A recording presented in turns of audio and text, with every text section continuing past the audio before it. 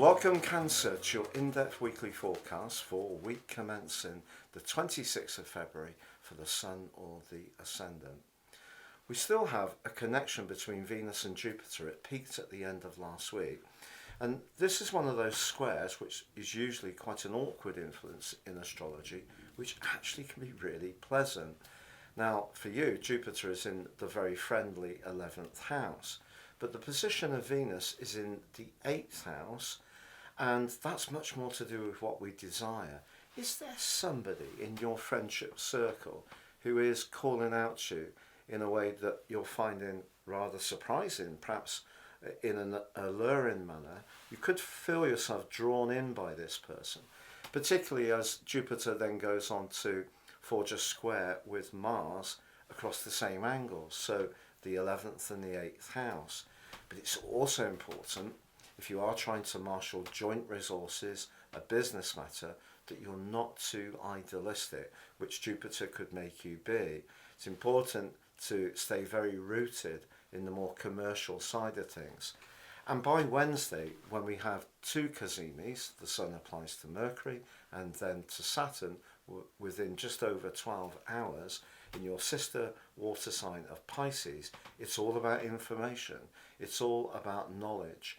And seeking out the advice of someone who has a particular skill set, whether it's a lawyer, accountant, an advisor, a counsellor, could really actually be a very valuable thing to do. But equally, it could be you who's providing that information to somebody else. But if you are looking to move forwards on some travel plans or something to do with higher education, such as an application or a funding issue, it will be important to really scrutinise the information concerned in a very careful way. Now by Sunday we have a quarter moon. Quarter moon for you occurs in the sign of Sagittarius, which is your 6th house, and the position of the Sun is in house 9.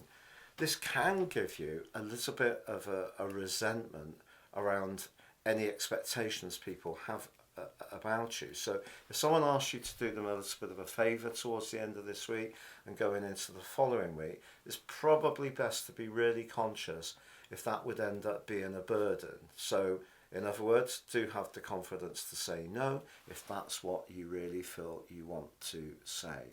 It's been a pleasure being with you. Thank you so much for joining me. I'd be honoured if you would subscribe.